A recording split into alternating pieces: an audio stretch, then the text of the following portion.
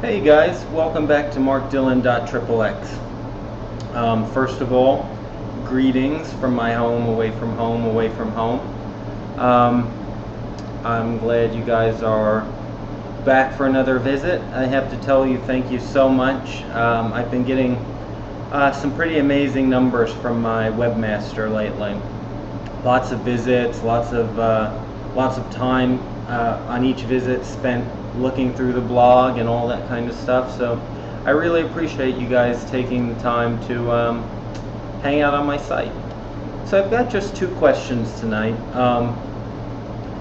One is can require a little bit more lengthy explanation, so that's why I'm keeping it to two. This one is from Jay. He says, "Hey Mark, I have two questions. When you were a kid, did you know you were gay? Did you ever struggle with being gay? Did it affect you? That's all. Love you and love your blog." Jay, yes, it did actually. I struggled with it a lot when I was younger, and I knew I had. I didn't know at a young age that I was gay, but I found myself attracted to other guys, my friends, things like that. And, that from a very early age, like maybe 8 or 9. Of course, I had no way to begin to really comprehend that. I still found myself kind of attracted to pretty girls and things like that.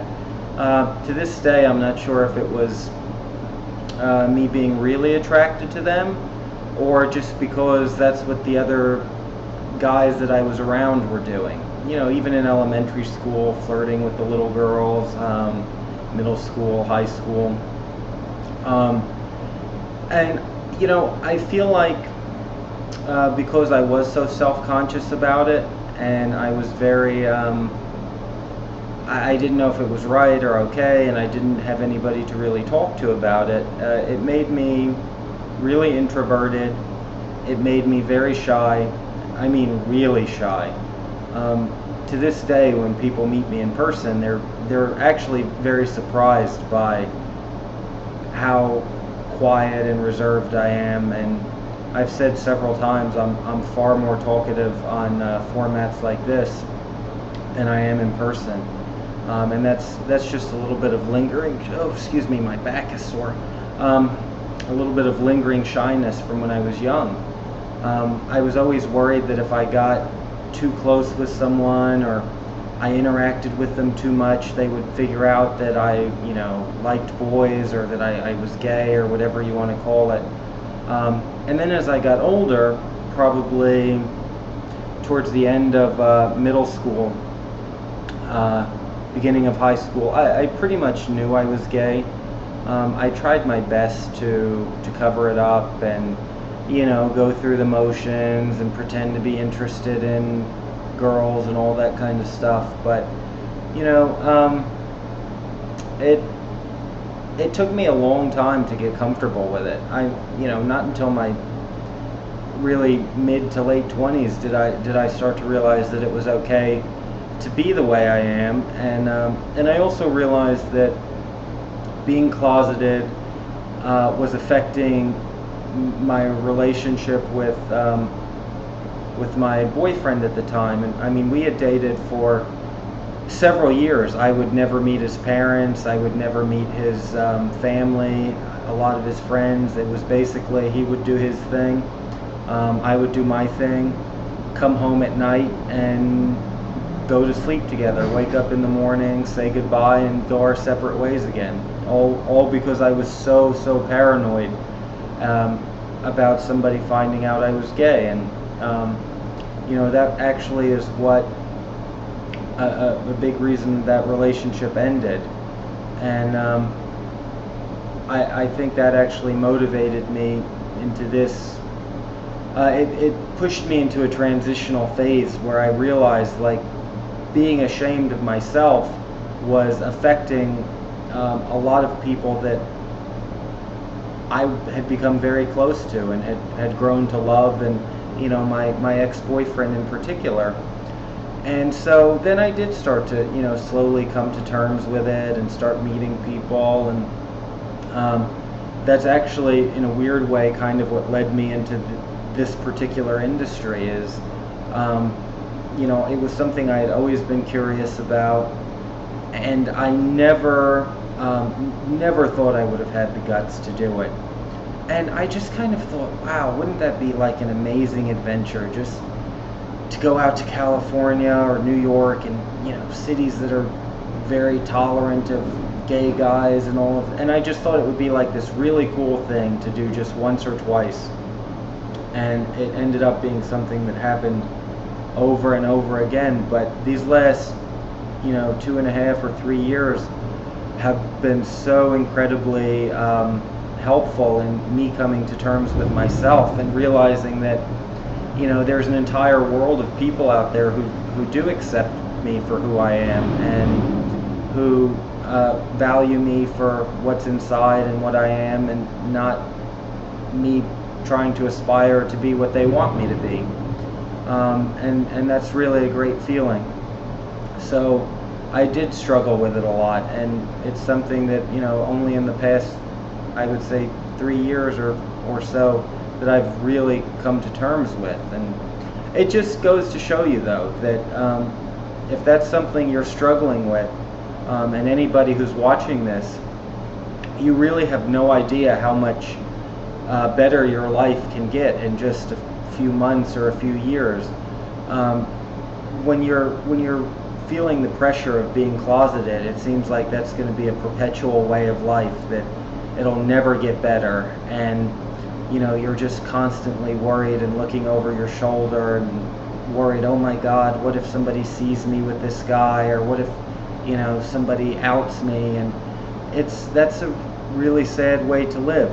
And I'm my sympathies go out to everybody who is struggling with being gay, for the simple fact that I grew up in a very conservative town, and I know what it's like to have issues with being able to come out and feeling comfortable to come out, even feeling that it may not be safe to come out.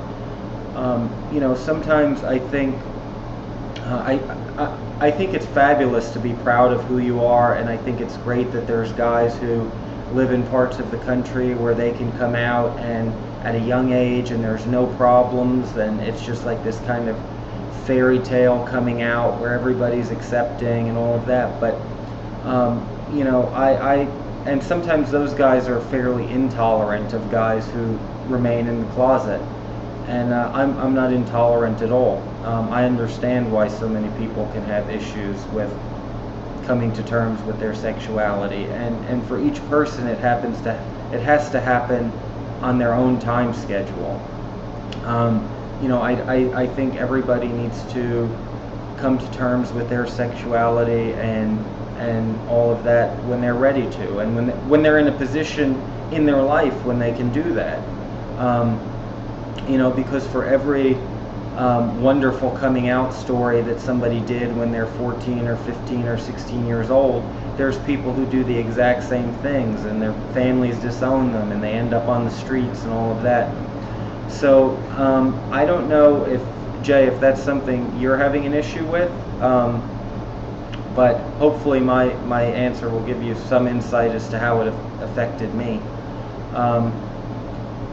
Because it affected me a great deal, and I can't tell you how liberating it is to not have those paranoid thoughts anymore and worried about who's going to find out. I mean, I went from literally, if I message somebody on Manhunt or Grindr, to just showing from the neck down, I would never send a face picture, to now my face picture is all over the internet. And it's really an incredibly liberating feeling to get over those worries and just be happy with myself, and happy with the person I am, and realizing that there's plenty of people that are that appreciate me for who I am.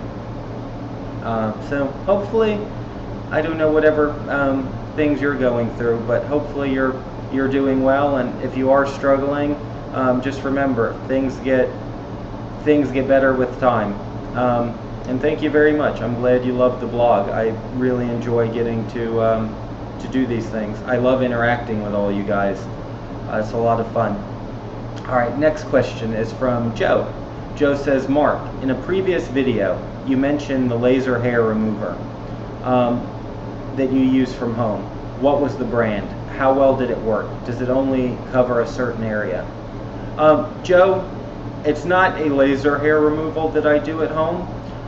You can buy cream like Veet or Nair, things like that, and do those at home. They're very effective. I would recommend you try a very small, follow the directions on the package, and do a very small area that you want to clean up, and just test it and see if your skin reacts well to it. Some guys are very sensitive to those creams.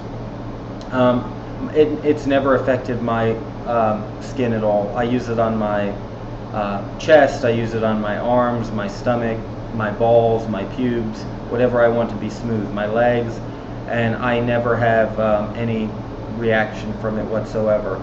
But I will tell you, the areas around, your balls, your in between your butt, around your hole, even on your dick, the skin there is very thin and very sensitive, and again, you would want to be very careful if that's your first time using one of those cream hair removers. They do work very well though. They get you much smoother than shaving, and I find far less irritation.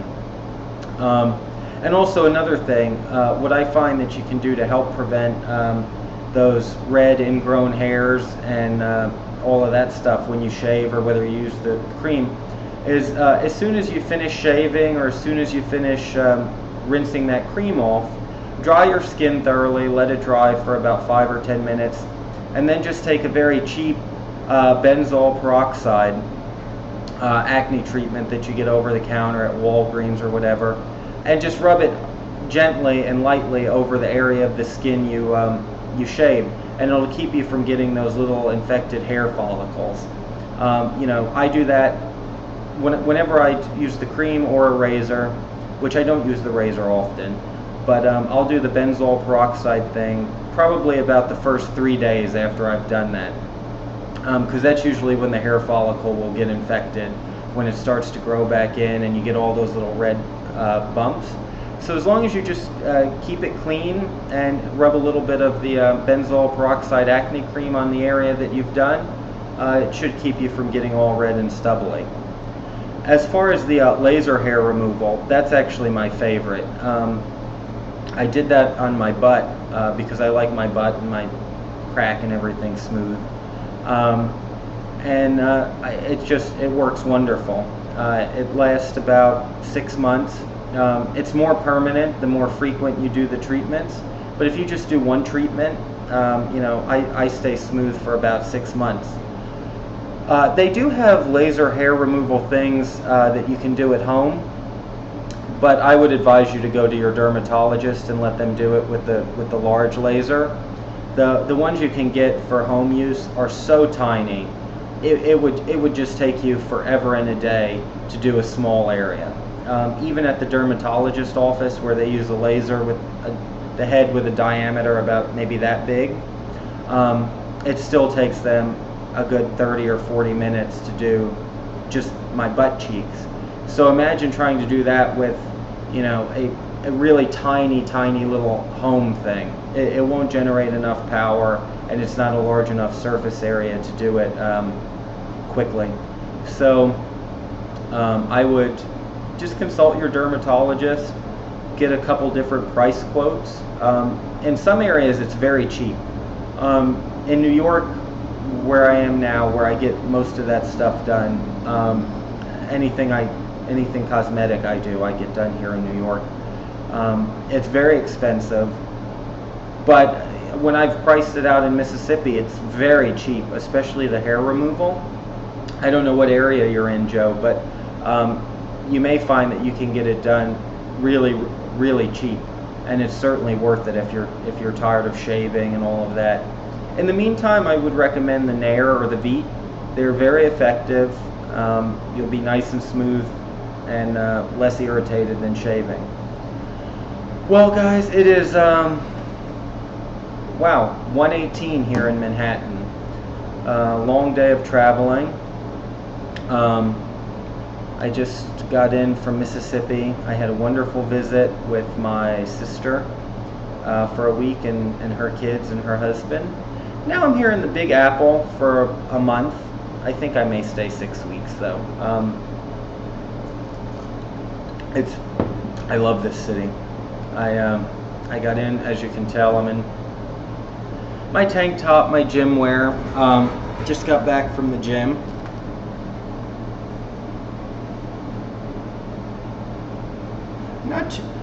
Not too bad these days. I'm a little bit thicker than I want to be, but I'll take a couple weeks and eat pretty clean and lean up and let some of this muscle I've been working on putting on show through.